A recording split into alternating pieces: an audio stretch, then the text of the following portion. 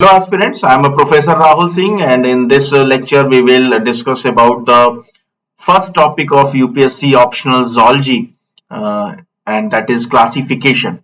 And this topic will also help in IFS, Forest Office requirement and other zoology based recruitment examinations. So let's start the classification. And when we will see the classification, modern classification and the different phyla and all things, before starting that, I would like to give the brief introduction and the history of the classification, how the modern classification has been evolved and from which era the classification pattern are generally introduced. So, as when we will see the Vedas and Upanishads, the first time or the written evidences when we are seeing in the Vedas and Upanishads, the technical terms are generally mentioned in these two literatures, and these technical terms were based on the plant classification, beneficial plant, medicinal plants, and these things are so we can say कि first time to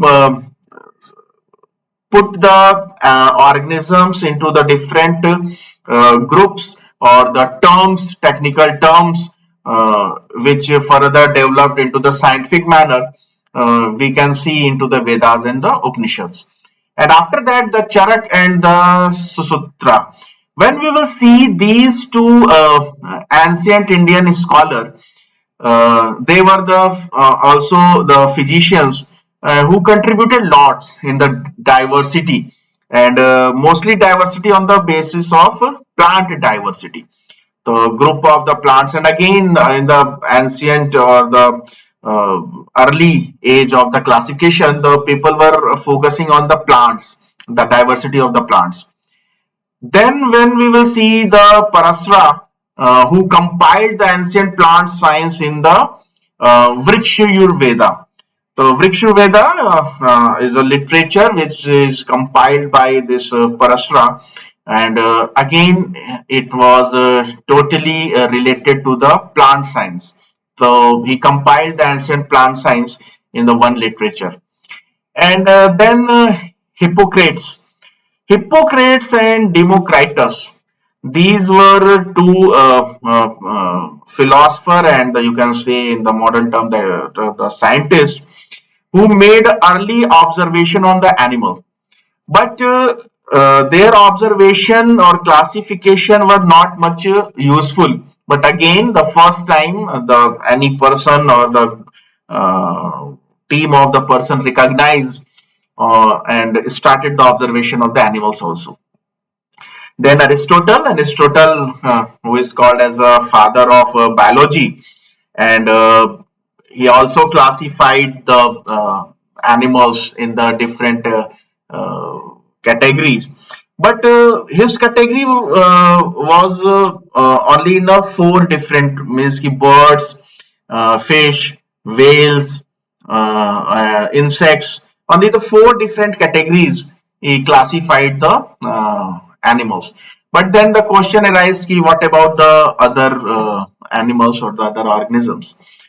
Then when we are seeing here the Theophrastus, and the Theophrastus who was the student of Pluto and Aristotle, and he also contributed lots in the taxonomy, and then he also called as a father of botany.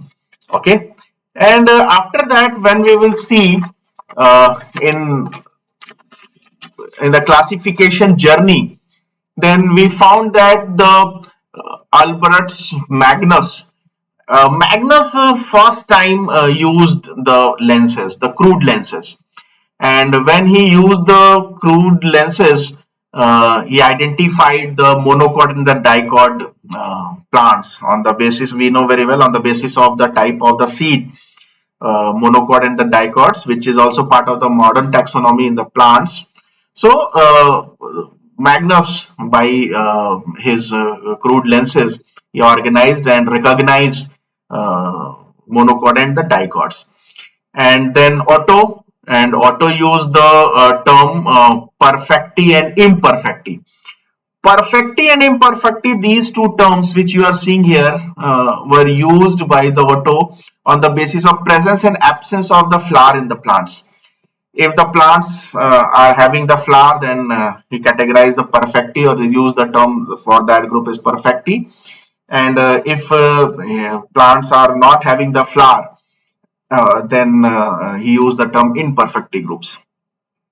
Now, after that, the Bock was a German person, or you can say the scientist, and he classified plants into the trees, shrubs, and herbs, which we are also using in the modern era. The categorization of the plant. The first time the Bock introduced these three terminology, or you can say recognize these three categories.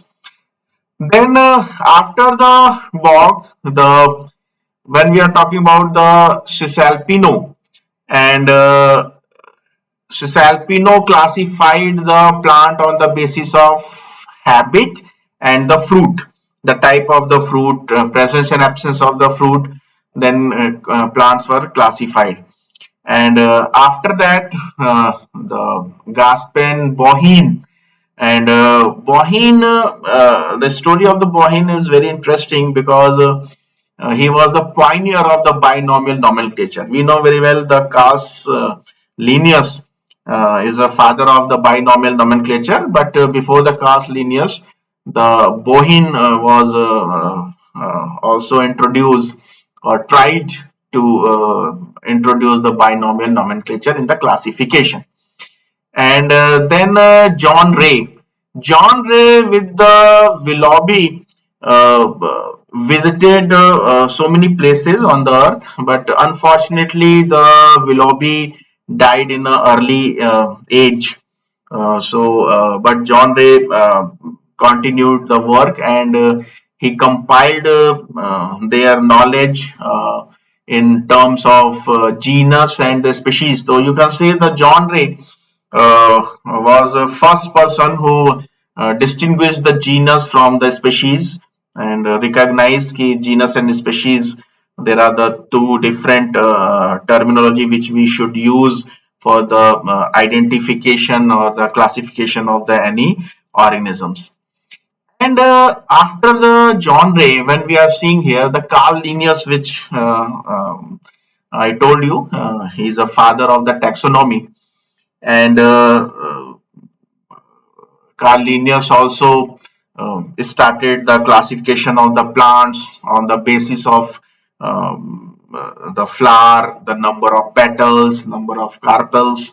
Okay, so Carl Linnaeus, but rather than the taxonomic, is well known for binomial nomenclature.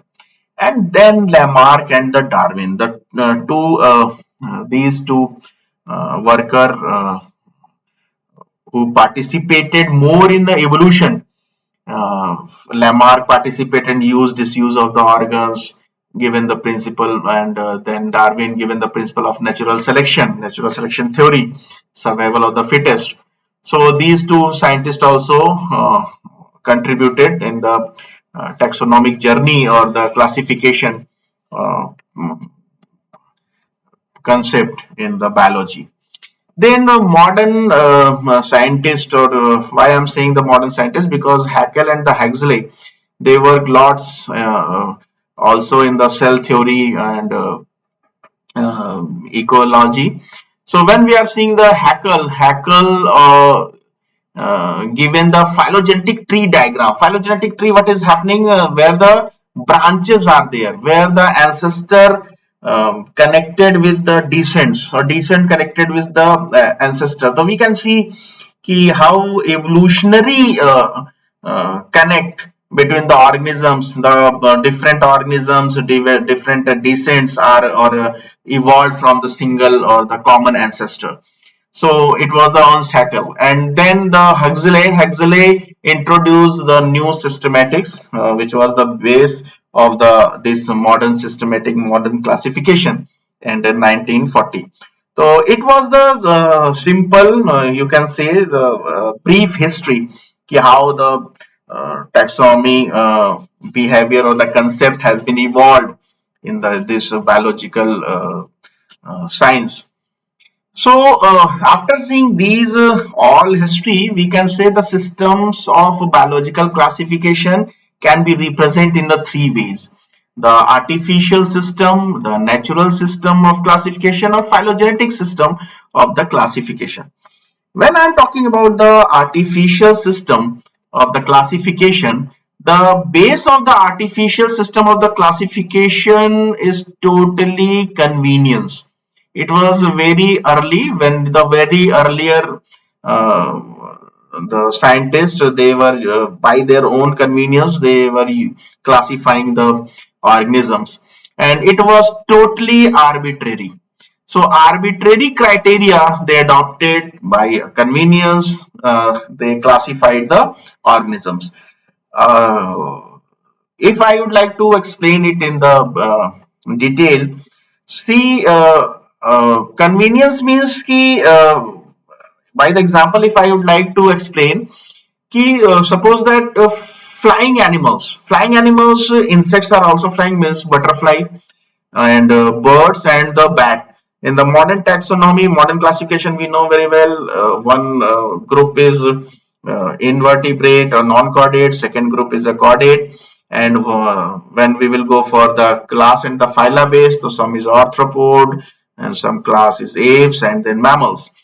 So, but in the artificial system, because they were able to fly, so all organisms were classified or put it into the same group. So it was totally by the convenience, the superficial characteristics or arbitrary criteria. And what was the drawback of this kind of the classification, or what is the drawback of this type of the classification, is ignorance of evolutionary relationships. So evolutionary relationship, which is actually is a base of today's modern classification, was totally ignored in the artificial system. So again, when we would like to write those few points which should be in our mind to write the answer in the competitive examination, in the theoretical examination, means ki, what were the basis and the key characteristics of the artificial classification. So it was totally simply arbitrary. So the first basis, that is arbitrary. And what was the result of this arbitrary action? The result was that heterogeneous groups of unrelated organisms has been created. Okay, just I said ki flying animals, aquatic animals, even the terrestrial animals. So these were the certain criteria by which the organisms were generally keeping into the different group or creating the group on the basis of these criteria. And what was the missing key? It does not account for the totality of the characteristics. The account of totality of the characteristics were not considered during the artificial classification.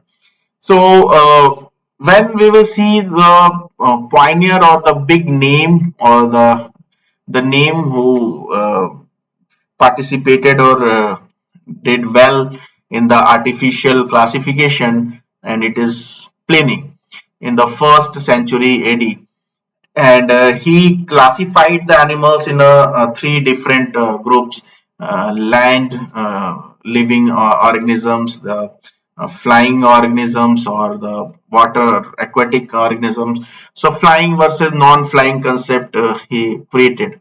Okay, and after that, again, what was the consequences? Ki or flying animals, whatever they were related evolutionary with each other or not, they were put into the same groups. For example, on your screen, flying animals, means insects, avian, and mammals, all were in a same group. So it was the consequences. Same Carl Linnaeus did with the plants, and he classified the artificial system on the basis of number and arrangement of the stamens and carpels. Stamens and carpels number, on the basis of the number of the stamens and the carpels, these plants are classified. Again, when you will see the drawback, so drawback is ki, some close related species were the far apart due to after the classification. It was the drawback. Then after the artificial, the natural system has been evolved. That's the natural system of classification. In the natural system of the classification, the all what we can say missing criteria has been tried to incorporate it. For example, natural relationship on the basis of morphological similarities, anatomical similarities, embryological development similarities, cytological data, okay, chromosome numbers, okay. So these criteria has been incorporated for the classification of the natural system, which was far better than the artificial. So at least some challenges and abnormalities omitted by adopting the natural system of the classification. Okay, so not only the morphology, the embryology, anatomy, cytology, not only in the animal, in the plant also, these criteria has been incorporated and the natural system of the classification has been evolved. Okay, so when we will see in the natural classification, the two names are most dominant, that is a George Bentham and then Joseph Dalton Hooker, and they given this natural classification on the basis of morphology, cell, anatomy, internal and external and all things. Okay, so he also just started to mention the family of the plants. Okay, so so many abnormalities and challenges are generally addressed in the natural. After that, the phylogenetic system of the classification came. When we will see the phylogenetic system means ki evolutionary plus genetical relationship among the organisms.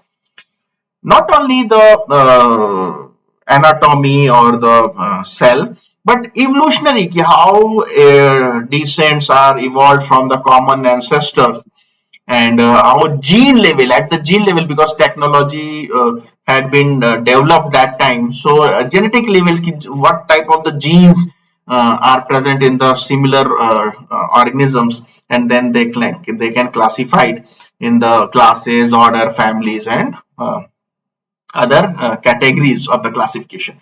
So when we were considering these things, this kind of the classification are known as a phylogenetic system of the classification. Okay, so at the gene level, and then monophyletic groups has been created, ancestor and derivatives we considered, fossil evidences we considered, because the evolutionary evidences, fossil record, we also considered these things for the phylogenetic system of the classification. And for the phylogenetic classification, again the 2-3 names are mostly dominant or generally mentioned in everywhere. The Adolf Englers and the when we will see the Prandtl, okay, and as well as the John Hudson is also the good name, which are always mentioned in this phylogenetic classification pattern. So it was the just summary of the classification, how classification pattern has been evolved, how can we classify the organisms on the first artificially we classified, then we classified on the morphology of the natural type, and third phylogenetically. So let's come to the point of the zoology, because we are studying the zoology optional, classification of the animal kingdom. Animal kingdom, we know very well about the animal kingdom that uh, there are the two sub kingdoms in the animal, protozoa and metazoa. Protozoa means primitive animals, or actually it is a phylum which is not much fully considered as animal, because The organisms of the protozoans also having the characteristics of plants. So protozoa, when you will see the protozoa, unicellular organisms, single cell organisms, and then they are having the both plant and the animal type of the characteristics. Not all organisms, but these type of, for example, euglena type of the organisms are existing. So protozoa. And the second one is a metazoa. Metazoa means multicellular organisms. Okay, so when you are seeing the two broad category, protozoa and the metazoa, and in the protozoa, the first thing or the first phylum that is coming, it is protozoa itself. Protozoa unicellular, and the good representative, important representative of the protozoa is when you will see amoeba. Everyone know about the amoeba, and when I will show the picture of the amoeba, you can see here, because of the single cell, so many interesting organelles you can find. For example, contractile vacuole. The question is coming from the contractile vacuole, which helps in osmoregulation. Okay, osmoregulation. So this is contractile vacuole, as well as the pseudopodia. We can see here, these all are the amoeba is well known for the pseudopodia. Pseudopodia, the false food, which generally form for the movement, locomotion, as well as for engulfing of the food. And the food vacuoles, we can also see the food vacuoles within the amoeba, and rest of the general organelles which are found in each and every cell. Now, after that, the second in the metazone, the first one is the first phylum is coming as a mesozoa. Okay, mesozoa.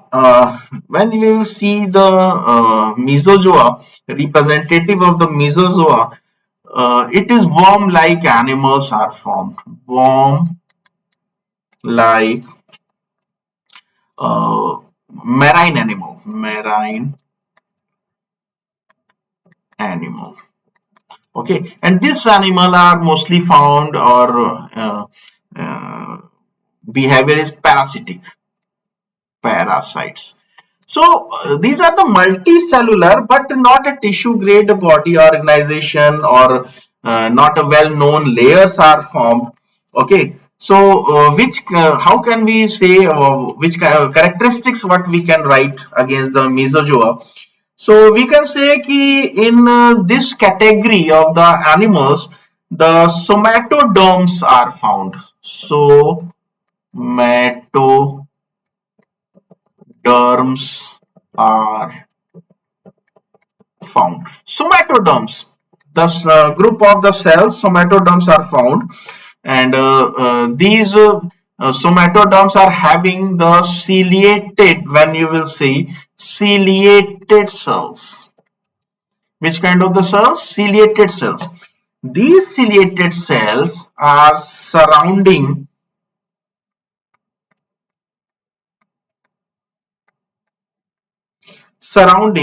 the reproductive cells, surrounding the reproductive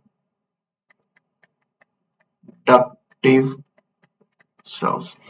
So this is about the mesozoa. And after the mesozoa, when you will see the parazoa category are come, and in the parazoa the phylum is porifera. Porifera, the pore bearing animals. Cycon is a very good example of the porifera. This is the cycon, and you can see these are the pores. They are the multicellular,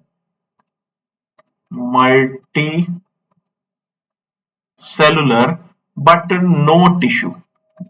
no tissue grade body organization are found. So they are having the pore, and pore is called as a ostia. What is the name of the pore? This is ostia. And what is the purpose of the ostia? Ki when water will enter through these pores, water will bring the food and oxygen, and sometime for the sexual reproduction, the gametes, male gametes. Okay, and then these food and the oxygen will be filtered, and then excreta or whatever waste will be go outside through osculum. So osculum is a single pore on the top, and ostia are the so many pores in the body. And second important characteristics, they are sessile in nature. Okay, they are sessile in nature. When they are sessile in nature, they are attached on the substrate. They are not movable. They cannot locomote. Okay, not movable, but they cannot locomote. So, cycon, they are called as a sponges. The sponges are the very good example of this porifera. After the porifera, in Enterozoa again divided into the two category, radiata and the bilateria. Radiata and the bilateria means ki on the basis of the symmetry, if the symmetry is radial, then these enterozoans are called as a radiata. If the symmetry is bilateral, so these are called as a bilateria.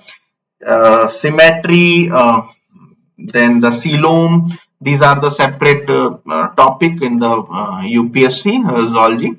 But briefly I can say symmetry is just a pattern of position of internal and external organs. If these are internal and external organs are arranged in the radius, then the symmetry will be radiata. If these organs are arranged on the laterally, so it will be called as a bilateral. For example, the humans, our body, we are the bilateral. But when we will see the jellyfish, hydra, these animals are having the radial symmetry. So the first phylum in the radiata is Cnidaria. Cnidaria, which earlier known as a coelentrates, so but coelentrates has been divided into the some major and the minor phyla. And the first phylum, that is a Cnidaria, in which the jellyfish and the hydra are existing. See, jellyfish, sea anemone, hydra, coral reefs, you know very well in the ocean, the Great Barrier Reef of the Australia, which is made up of the coral. These all animals are coming in this cnidarians. So cnidarians are multicellular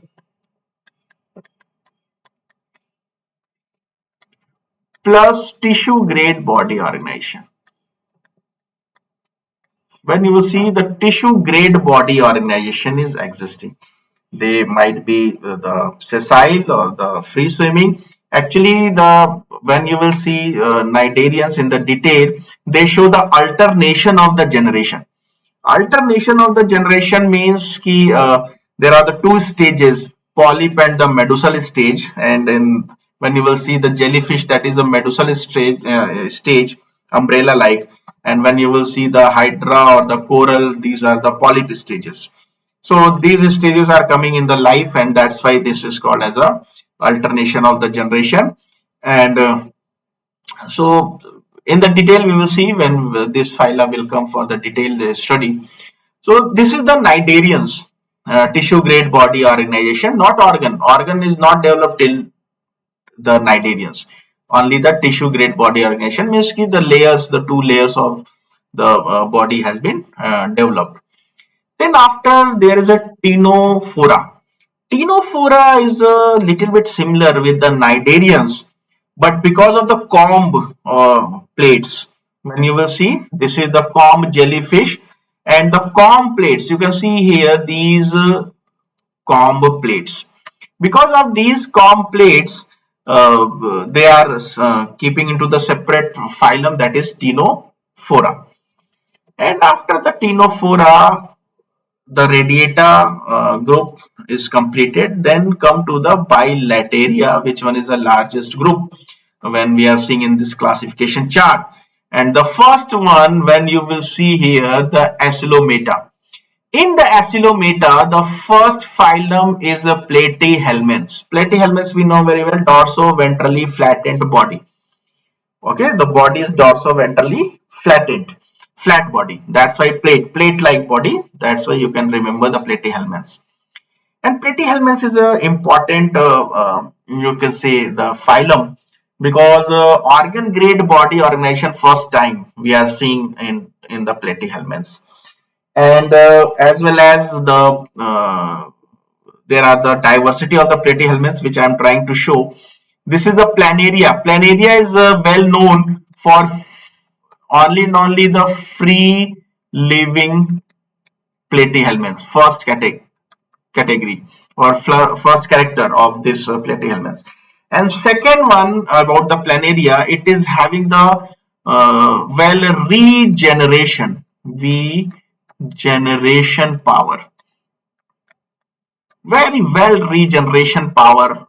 This planaria is having, when you will cut into the two half, so one half will develop again complete animal, and the second half will develop into the complete animal. That is planaria. Second is a tapeworm. Tapeworm, we know very well, Taenia solium, which is found in intestine, and it is also parasite, do not having the digestive system. And what about the digestive system? Uh, Planaria is having the digestive system, or whatever the any animals of the platyhelminths is, they are having the digestive system. The digestive system of the platyhelminth is incomplete.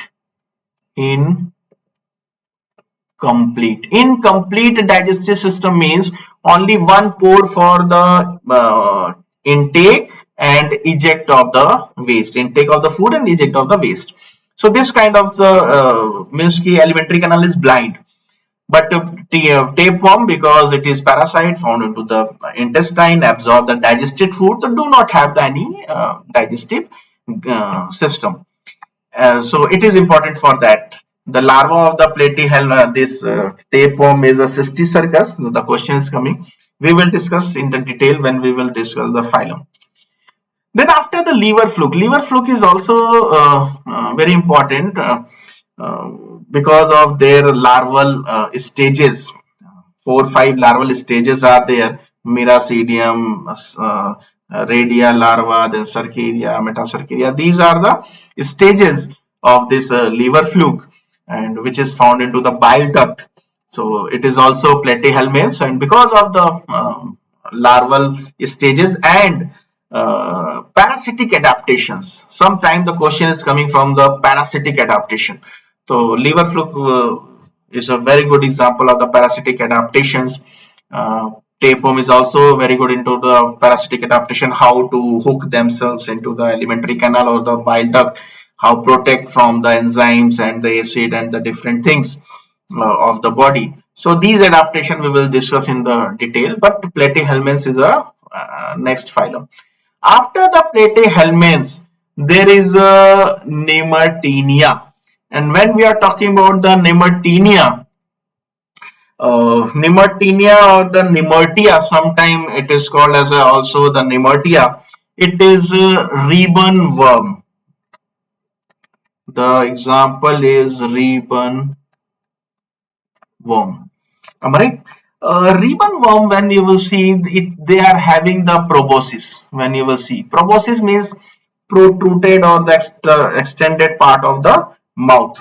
Okay, and because it is coming after the platyhelminths, in the platyhelminths there was the incomplete digestive system, but they are having the complete digestive system and mouth plus anus, both openings we can see.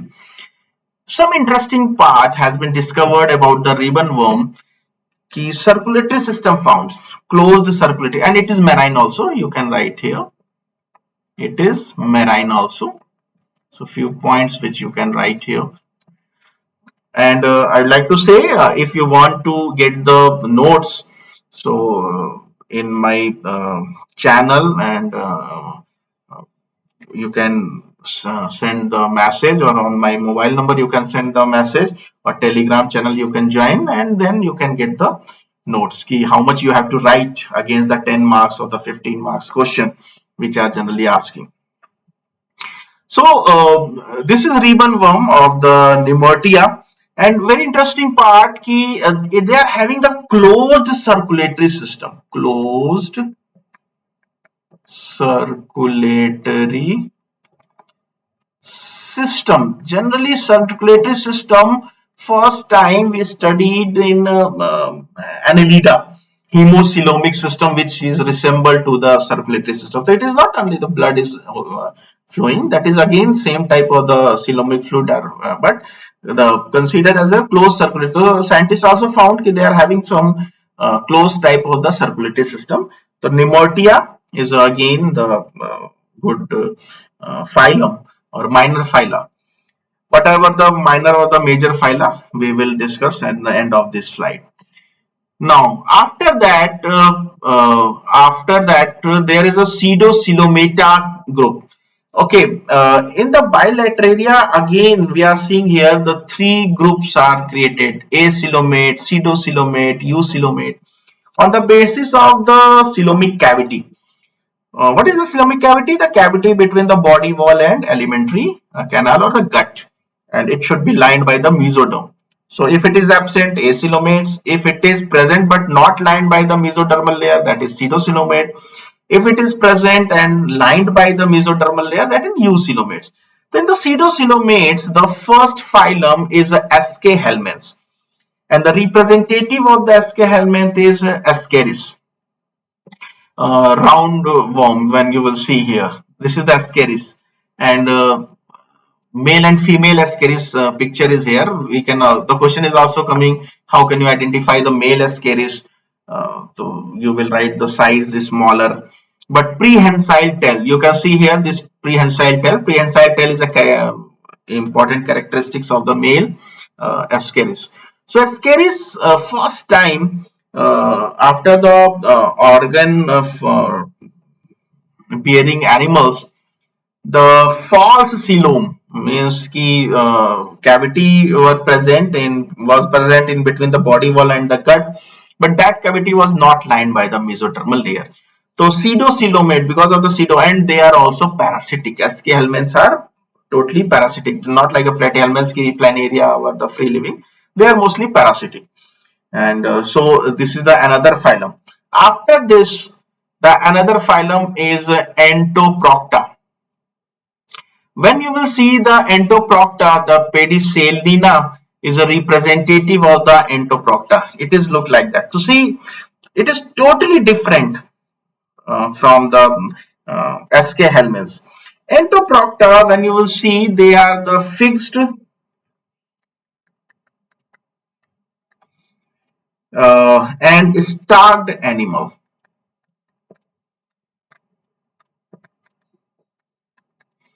It is you can confuse with the Cnidarians, this animal hydra like looking animals, but this is the Pedicellina, and it is found into the phylum Entoprocta because of the pseudocoelomates are found, and they are having the anus and mouth both, and both in the same direction. When you will see, anus is also here and then mouth is also in some distance, and located in the close to each other. You can write here located close to each other. This is the characteristics of this Entoprocta.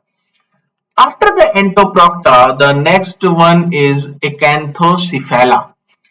Acanthocephala, see, when you will see the Acanthocephala macrognathophlycus, when you will see this one, anterior side, the saw-like proboscis, okay, fully everted proboscis is visible in this picture. And when I will write the characteristic, it is again the flat-bodied parasites. Flat-bodied parasites are there, and second, they do not have alimentary canal, so no alimentary because parasites uh, canal, and jaw-like proboscis. When you will see the spiny, you can write here spiny proboscis. When you will confuse what is the proboscis, proboscis is a protruded part of the mouth which helps to cut uh, the food or whatever, to take the food, to catch the food, to engulf the food, but it can be come out from the cavity, mouth cavity to outside for that purpose. Now, after the acanthocephala, the in eucoelomates, eucoelomates means true coelom cavity. Cavity is present, but also lined by mesodermal layer. The first one is a ectoprocta. Ectoprocta is also called, when you will see, this is the ectoprocta, and ectoprocta, when you are seeing here, uh, this one, there are the four phylum, and the first one is ectoprocta. Uh, it is also known as bryozoa. The question can be asked from the bryozoa or ectoprocta. Both we can say phylum name. And when you will see about the ectoprocta, Bugula is the example. Well-known example is Bugula. Okay, you can write here. This is the example of the Bugula. And when you will see moss like aquatic animal, what they are moss like aquatic animal in ectoprocta. So this is the ectoprocta, minor phyla. It is again the minor phyla. After the ectoprocta, there is a brachiopoda. Brachiopoda, when I will show the picture of this brachiopoda, this is the brachiopoda, and lingula is the example. They are having the shell. When then you will say the shell is a characteristic feature of the mollusk. Yes, it is a characteristic feature of the mollusk, but mollusk is another phylum, major phylum. Brachiopoda is having the shell, and this shell is made up of calcium carbonate, CaCO3. The shell is made up of the CaCO3. And very interesting thing about this one, they are having the spiral arm, inner side, they are having spiral arms. And these arms are called lophophore.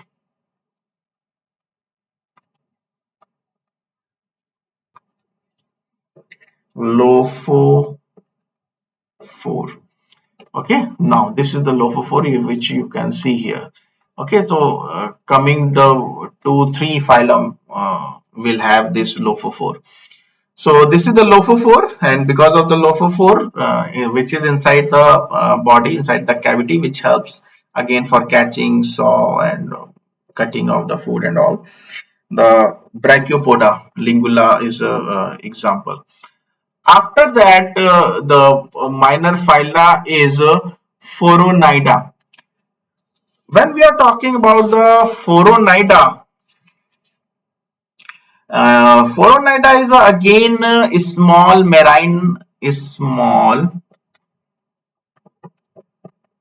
marine animals.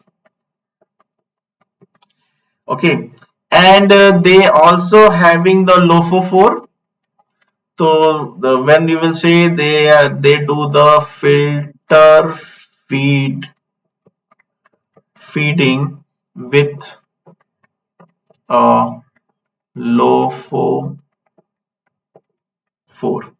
Okay, and the body is protected by the outer side by the chitin.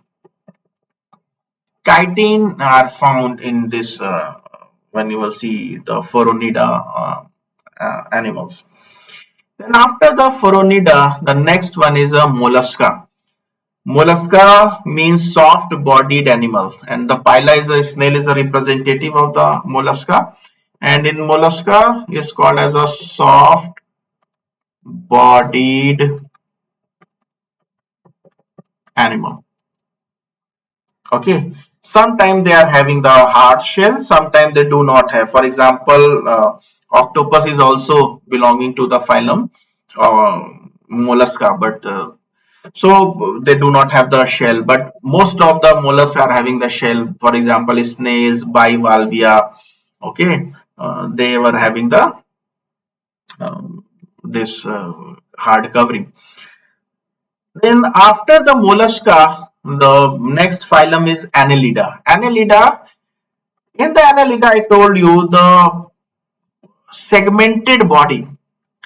Okay, the segmented body, metamerism, which we generally say, metamerism. Metamerism is has been seen in this Annelida, and the coelomic cavity has been found into the Annelida. The locomotory organ CT are also found into the Annelida. So earthworm, leeches, they are belonging to the Annelida. After the phylum of the Annelida, there is a Spinoculida. When we talk about the Spinoculida, the body is unsegmented. See, Annelida previous phylum where segmentation of body starts, but just after in the minor phyla, when we will see Spinoculoidea, in the Spinoculoidea unsegmented body, unsegmented body, and rest of all just like Annelida. So means they are having the CT, presence of CT, the CT present. CT is a locomotory organ, which I told you, which are also found into the Annelida, but unsegmented body are found into the Spinoculoidea. Then a Spinoculoidea, the next one is a Echuroidea. Echuroidea, where the Bonalia is example, and when we will see the picture of this Bonalia, it is again this phylum has been evolved from this Annelida.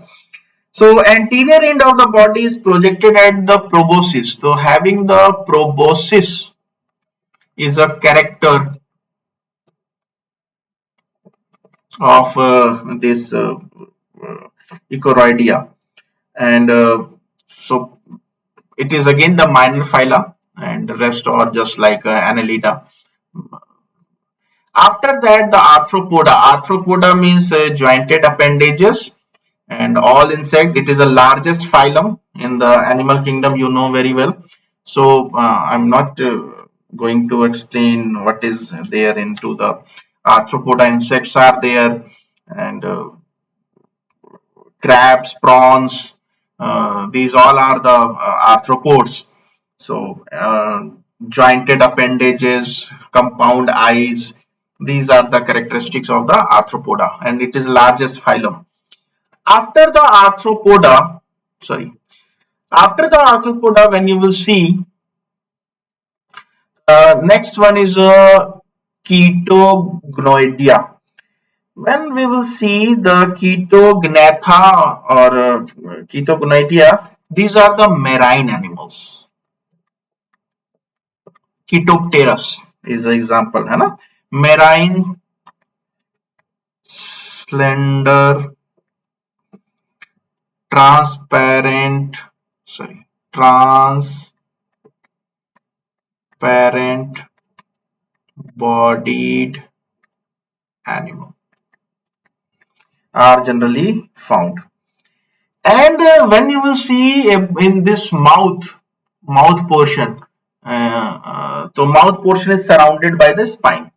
So another character you can write here, that ki mouth is surrounded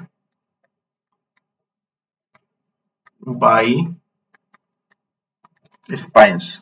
So Ketopterus is an example. And after the Ketopterus, the next one is Echinodermata. Echinodermata means ki we know very well starfish is coming in this phylum. Echinodermata means body is covered by or spiny body. Echino means spiny body. So this is starfish. In the starfish, when we will discuss about the water vascular system, important topic, and generally coming the water vascular system. And not only the starfish, sea cucumber, holothuria, echinus, these all animals are coming into the echinodermata. After the echinodermata, the next one is pogonophora. In this pogonophora, when you will see cylinder body shaped like long tubes, the animals are there. When you will see, this is the animal. The character you can write here, the slender body, the first one, and looks like long tube. Okay.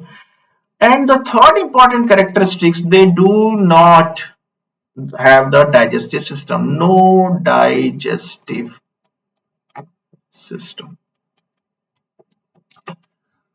Okay.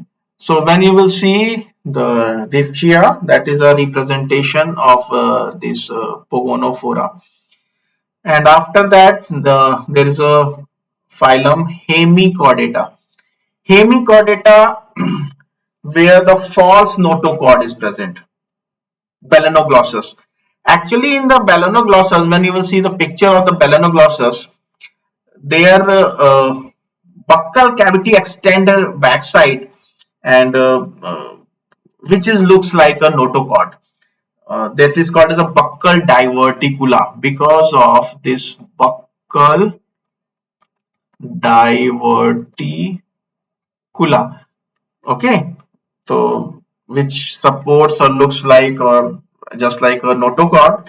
So it is not considered as a non-chordate. It is not considered as a chordate. It is considered as a hemichordata. And after the hemichordata, the last phylum is chordata, which are having the different classes. For example, when you will see the Pisces, amphibians, reptiles, apes, mammals, these are the classes of the chordata. Chordata which are having the notochord. Okay, so we all are belonging to the chordata. So there are the 13 when you are seeing the 13 group, and in the group so many major and the minor phyla. Continuous, I am using the term major and the minor phyla. So how can we say the major and the minor phyla? So you can see here on the basis of the two factors, number of species and individuals and their participation in ecological communities, how they are participate, what they are participate. The major and the minor phyla are generally classified. Okay, so when we will see on the basis of the first factor means what was the first factor? Ki number of the individuals. Protozoans, there are the 11 phyla: Protozoa, Porifera, Coelenterata, Platyhelminths, Rotifer, Nematoda, Mollusca, Annelida, Arthropoda, Ectoprocta, Echinodermata. They are clearly seems as a major phyla. But on the basis of the second factor means how and what they are participating in ecological communities. Okay, they would be regarded as a major phyla or not. For example, two phyla, Rotifera and Ectoprocta. They cannot be considered as a major phyla. They are having the good representative, but they cannot consider as a major phyla. Okay, so you are seeing here they are having the greater number of the species, but they are not major phyla because their role are very limited in ecological communities. So they will consider as a minor phyla. So by this one, I am ending this class. I know very well it goes very fast. So it is just to recall about the classification, and for the detail you can join the my Telegram channel, or you can subscribe, as well as you can send me the message in between or below this link or in this video, and on the screen there is a number. You can WhatsApp me, and I can provide the app also. and in the app you can access the all recorded lectures of the various competitive examination. So all the best. And it was the first topic, initial topic, just ice breaking topic for the zoology optional or the assistant professor. So many states are having conducting the assistant professor uh, this examination, where the written examination is a new pattern. So this lecture will be also helpful for them. Thank you, and soon we will meet again on the second topic of this zoology optional. Thank you very much.